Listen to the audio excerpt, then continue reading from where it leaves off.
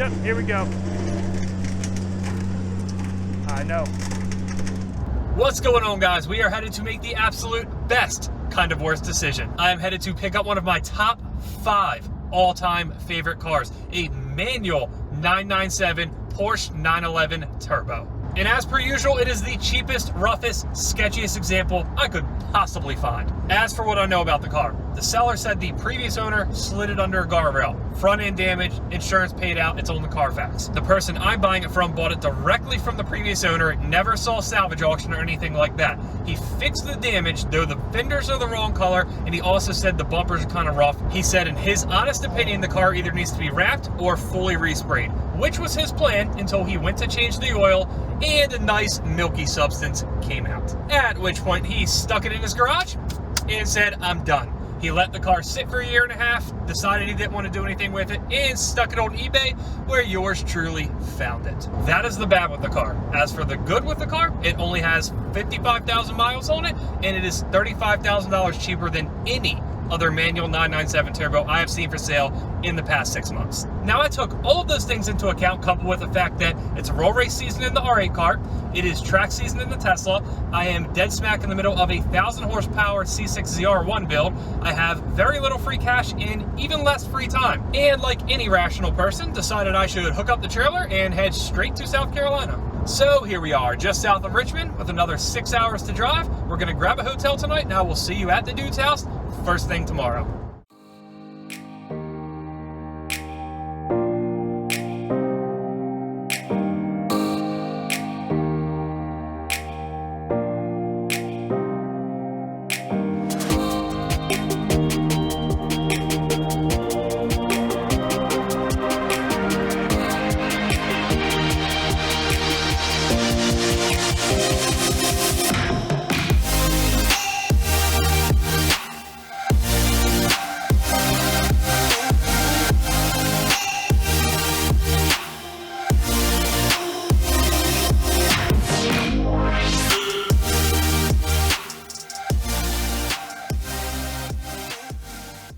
All right, so excuse the construction going on in the background, but we are finally here to take a look at the 911 Turbo. And I quickly learned the lesson that there is a difference between a Porsche rough and a car that I typically deal with rough, because this thing is actually pretty nice.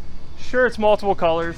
Sure, it has some paint damage, but overall, at least from 10 feet away, the car still looks phenomenal. One other thing that I didn't want to mention until I got here and made sure that this was the case was the fact that this car is actually pretty heavily modified. With that said, I didn't want to talk this car up to be some 750 horsepower monster before laying eyes on it myself, but it kind of appears that that's the case. The only thing that I can't verify here is the turbos. It's supposed to have aftermarket turbos as well, but as soon as we get back to the shop, we'll put it in there and make sure that's true. We're gonna give it a shot and see if we can start the thing real quick just to hear it run. There's no coolant in it, only oil, so we're only gonna let it run for a couple seconds here. But like anybody else, I wanna hear a car run before we drive it home. Or in this case, winch it onto the trailer and take it home.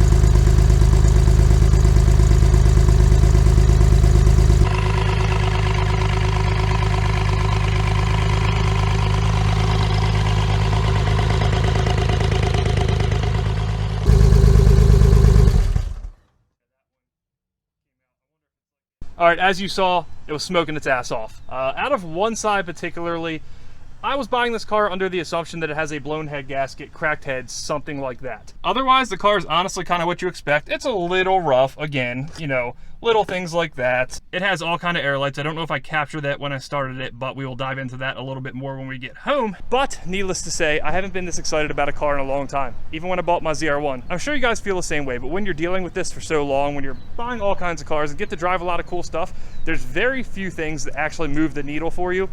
This is one of them. Again, as advertised, it has different color blacks. I don't know if you can see it, maybe when it's a little sunnier out, but that's a different color than this. The fenders are a different color than that. The hood apparently came off a very low mile GT3 and then was dented promptly by his body shop. Maybe it's because I'm not your typical Porsche guy, But if I had to give this car a grade exterior wise, even with the different colors, even with the damage, I'm giving it a solid 7.5. And I'm sure the Porsche guys in the comments are gonna tell me this car is an absolute piece of trash and it needs to be fully resprayed, which it does, but I'm still happy with it. Maybe I'm being naive. But when we get back, I'll tell you what I actually paid for the car, and then you can let me know if I absolutely got screwed, if I'm out of my mind, or I actually got a pretty decent deal in today's market. There is not a lot else we can do here. We need to get the thing home and get looking at it, so we have to get it on the trailer. I am gonna go ahead and winch it because I don't really wanna risk driving it up there and it taking, you know, a minute and a half to get it out there, get it up there straight, and end up overheating it.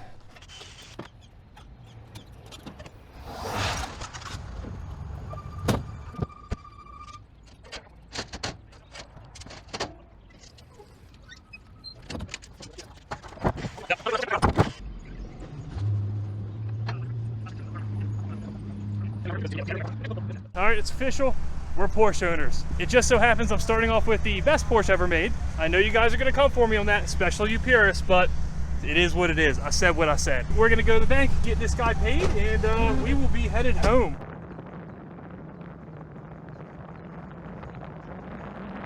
All right, guys, we are paid, loaded up, gassed up, fed, ready to head back to Maryland. If you can't tell, I'm jacked. I love it. It's rough, whatever, I don't care. On the way over to the bank, the seller gave me some of the backstory on when he bought the car, and it's actually kind of crazy. He also gave us a bunch of paperwork, the for sale ad when he bought it, an old dealer listing he found, the bill of sale from when the previous owner bought it. So we have a lot of stuff to go through here. We're going to, I guess, check it out as we get to driving. So we had a chance to go through the paperwork, and we learned a lot about the car. The person who wrecked it bought it the end of 2017 for roughly 75 grand. Had 52,000 miles on it at that time. It has 57 on it now. I did get a copy of an old for sale ad of the car. Presumably when the guy who wrecked it bought it, it was represented in the title at least as having 700 horsepower. From then, there's no records on the car until it was posted on Craigslist at the very end of 2018. The car got listed on Craigslist, wrecked for 30 grand. As you can see over here, the guy said he slid it under a guardrail somewhere under 30 miles an hour. He said the wreck was high enough that it didn't touch the frame rails, just that front tub, which we knew. It damaged the radiators, it damaged the fenders, headlight, hood, all that good stuff. The ad lists all the mods as well. It has a pretty decent mods list. Unfortunately, some of the ones that should never make their way onto a 911 Turbo have already been removed. Brougham seats and harnesses, gone, thank God. It has a nice set of stock black leather seats in it, which I'm ecstatic about. It also has a stock radio in it now, which is obviously outdated at this point, but I'll take it. Maybe I'll change it down the road, maybe I won't, who knows. As for the mechanical mods, it appears that everything is there as represented in the ad. Obviously, when we get back to the shop, we have a little digging around, or a lot of digging around to do. Let me correct that right there. But the main question mark is obviously the turbos. As for the quality of some of the mods, I'm not super impressed. It kind of reminds me of some of the mid to lower tier stuff when I was in the GTR community. But I'm not going to complain about free mods. Some of the stuff like the IPD plenum and Y-pipe, the GT3 throttle body, really seem to be staples on any mid-range horsepower 911 turbo like this.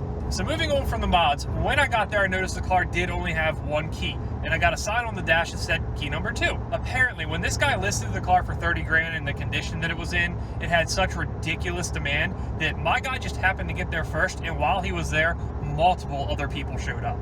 That's all fine and dandy, but apparently when he and the person whom I bought it from went down to the bank, one of the others came back mad, grabbed the key out of the car and chucked it into a nearby field. We also have a slew of receipts in here from the person who I bought the car from. A lot of it's miscellaneous small parts from Porsche to repair the damage. He did buy a lot of the stuff used as far as fenders, hood, that type of stuff. I don't quite know why I didn't catch this in the receipts till after I left, but it also got the sunroof panel replaced. Unfortunately, also in basalt black, which is not the right color for the car. There's also a receipt in here from alloy wheel repair, where we had one wheel welded. I don't know which one. I also didn't notice this till after I left. And he had the full set refinished, which the wheels actually look phenomenal. Obviously, one of them's had some damage repaired. I can't tell from the outside. They all hold air. Good enough for me. Honestly, there's not much else we can interpret from looking at the paperwork. We really have to get home and start digging into the car. And stop me if you've heard this before, but I'm freaking jacked to do it.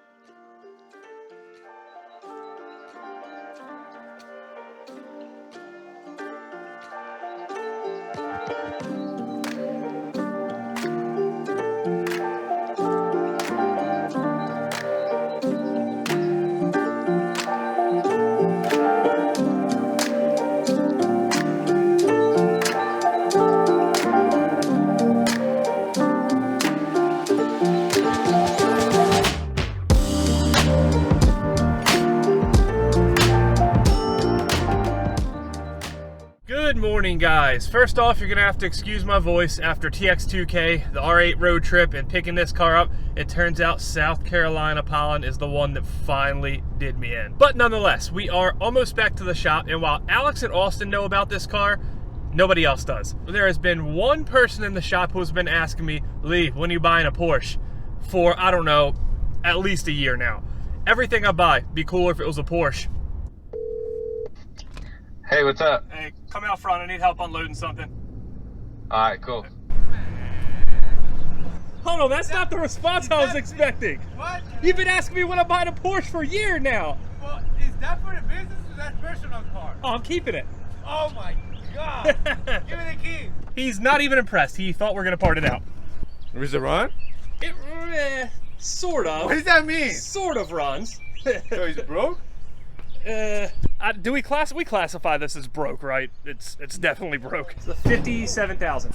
Did you hit Eric, the door? hold on. Hey, what the f is wrong with I you? just heard that. Oh my It's fine. God. I checked. Eric, this isn't a scrap car. We don't bash the doors into the trailer. Can't have anything nice around here. Nothing. So what do you guys think about the paint right now? It's so to be honest, with you like it's fixable. I mean, Yeah. you can make it look way nicer. It's not So, like, okay, it looks good in the shade, right? Yeah. When I first saw this car, it was in the shade. I'm like, it's not too bad. I'm gonna go ahead and back it in the sun. Yeah, I went from, this thing doesn't look as bad as the guy said, to, oh, it's 3 different colors real fast. All right, let's see if they change their tune. Okay, we got the paint guy out here now.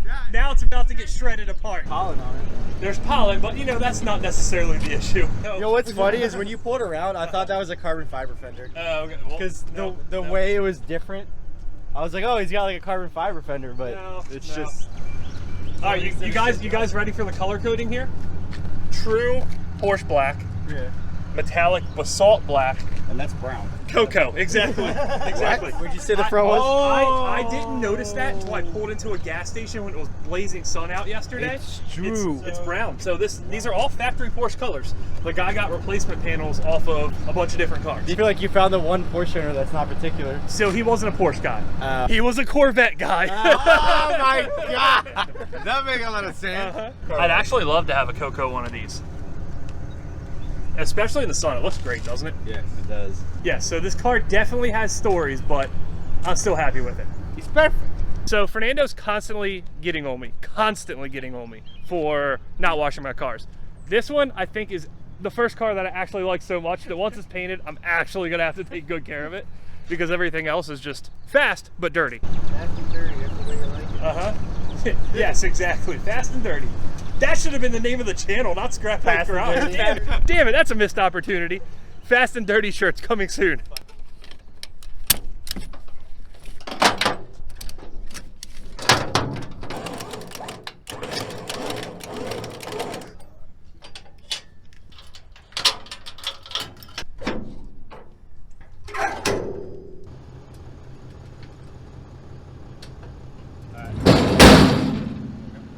Yeah, I don't know why we're not lifting it with the forklift. Like, I don't understand. You know, I think when you cross across that $20,000 line of running cars, that's about where I stopped at. about? We've lifted the R8 and the turbo Lambo with forklift.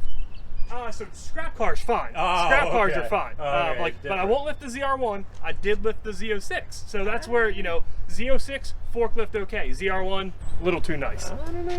This thing kind of looks like it might be totaled. I'm just saying. So apparently it no longer has brakes. Why? Good question. Does it have an e-brake? Yeah. Yeah, you're fine then.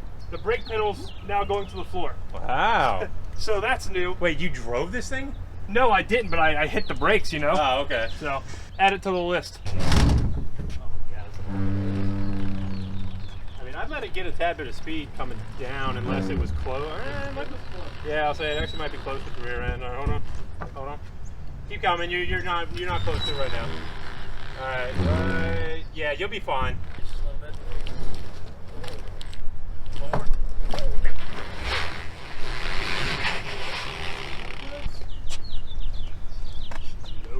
It's gonna be tight. You're not on it right now, but keep going. Yeah, you'll be okay. We're just gonna have to do the same exact thing. All right, it's okay. It's just right there.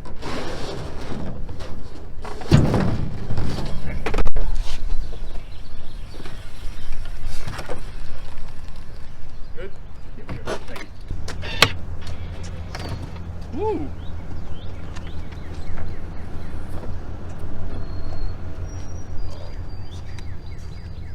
doesn't look too bad, right? Here.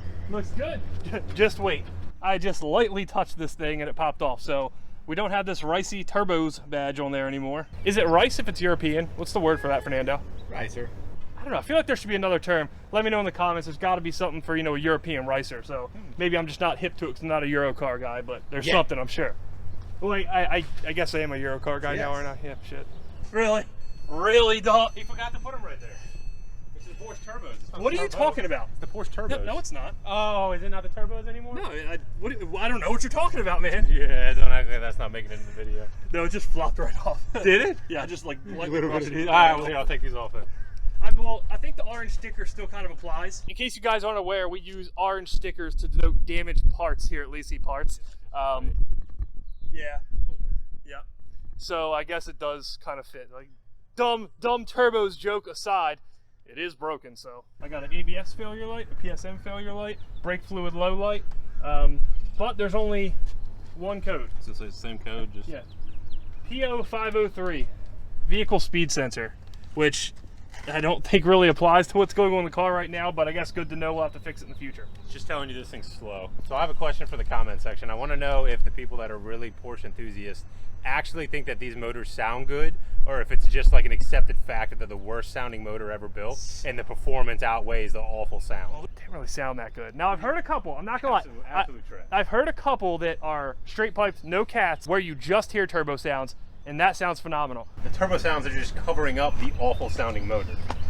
I'm not gonna go that far. I mean, you see it, come after the guy with the ponytail. If you come by the shop, don't assault me. Come get him. He has a ponytail, I obviously can't fight. We're gonna go ahead and pull it in. I'm actually gonna drive it instead of pushing it because I wanna say I drove my new Porsche. We're gonna get it in, not go crazy with it, but I just wanna look under it, show you guys under it, and I guess see how bad it is, see if it's leaking, see if there's any very obvious damage. So I guess let's see if this thing actually drives.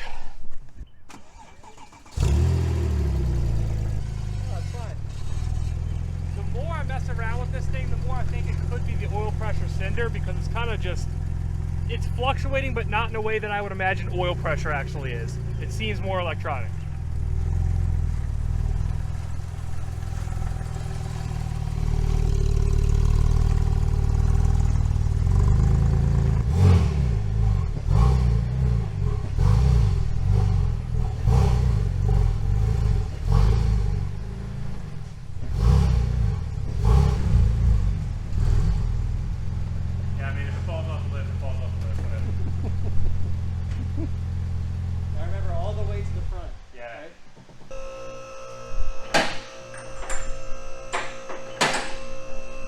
This is just like the damn Audi. There's Aero under as panels fuck. everywhere. Yeah, this is super aero right here.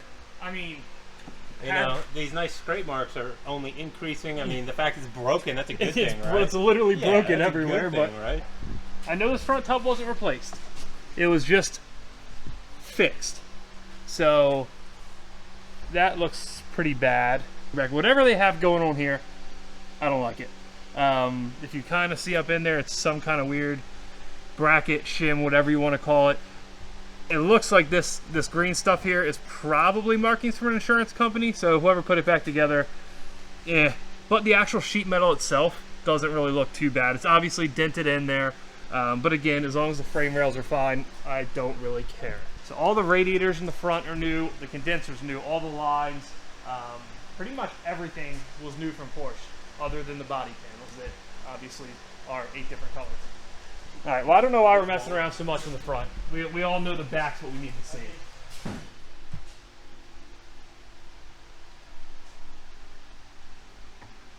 I guess I shouldn't be super surprised, but there's not much I can tell from under here.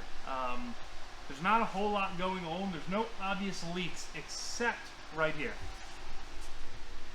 I'm pretty positive this turbo was blown. If you look at that, that's the connection from the manifold to the turbo. There's a ton of oil there. It was actually leaving some on the ground under it. As I'm sure you guys noticed, this was the side the smoke was coming out. So very minimum, this turbo is gonna have to be rebuilt. We'll obviously go ahead and rebuild both of them, or maybe change them. I don't know what we're gonna do with that yet. There's still a lot of planning to be done with this. Put big turbos on it. These are big turbos, Chief. Bigger turbos. So this brings us back to the question of what is next for this car. We have a ton of work to do. obviously. Before dropping the engine out, I want to take a little bit of time and actually diagnose it. I think the first thing we're going to do is get a mechanical oil pressure gauge on the thing so we can actually see if it's low on oil pressure or it's just a bad sending unit. I really want to actually leak the thing down or compression test it before we remove it from the car. Unfortunately, that looks like it is an absolute nightmare to do on that thing. I have to do some research, but it looks like we're gonna have to at least pull the turbos, which is fine because they have to come off one way or the other anyway. So I'm gonna get together a couple of the things we actually need, and we will be back very, very shortly to actually start diving into that thing. Now, as for the question you guys have probably all been waiting to hear the answer to, what did I pay for it? Some of you guys know I have a habit of buying the cheapest example of whatever sports car I can because I like the build. I like refreshing it, I like restoring it, if you want to call what I do to cars restoring it. I bought this Corvette ZR1 for $47,500 like 6 months ago. It turned out to be a phenomenal deal. It was a great car, though it did end up needing an engine. We're in the middle of a 1,000 horsepower build for that, and the engine should be back very soon, so we're gonna get kicking on that as well. While it worked out well buying a cheap, high mileage example of an easy to work on LS powered car, I'm not so sure that things are gonna go the same with a much more complicated Porsche. Couple that with the fact that I actually paid more for the Porsche than I did for this ZR1, and I really don't know how this is gonna turn out. The car was listed for $53,900. I ended up offering the guy 50 grand flat, and he accepted it. The cheapest one of these that I've actually seen, manual, running, driving, halfway decent car, was 85 grand. That was almost 6 months ago, and it had a roughly 85,000 miles on it. So for any of you guys who are watching who know Porsche much better than I do, which I'm sure is a lot of you, please let me know how you think I did. Am I absolutely crazy for buying this thing, or would you have bought it if you saw it? Realistically, my line of thinking was, when are you ever gonna have a lower entry price to one of these cars? About a year ago, I posted looking for a roller, a chassis, anything, and everybody kind of laughed. Everyone said, you're not gonna find one, we all want one, good luck. In my head at that time, I was willing to pay 30, 35 grand for a nice clean roller, no drivetrain at all. So based on that, I really don't think I did too bad on this car. But again, give me your opinion in the comments. But that is about where we're gonna wrap it up today. I really hope you guys enjoyed this. I've been traveling a lot for this type of stuff lately, and I'm having an absolute blast doing it. I hope you guys stick around for the rest of this series to see if we can actually get this thing running in tip-top shape and see if we can do it somewhat cost effectively. So if you're digging it, make sure you subscribe, like, share, comment, tell a friend, all that good stuff, and I will see you guys next time. Lately, I've been getting better at this, and I've been kind of struggling for a full outtakes reel, but dude, Virginia drivers, all the content you need. I want a cabriolet. Cabriolet. You know, you get that extra with- 4 inches, right? My Perrier water. Embarrassing. I know, the Porsche guys are coming. Jesus Christ. This fucking road sucks. Jesus Christ. Never finishing this clip. Jesus.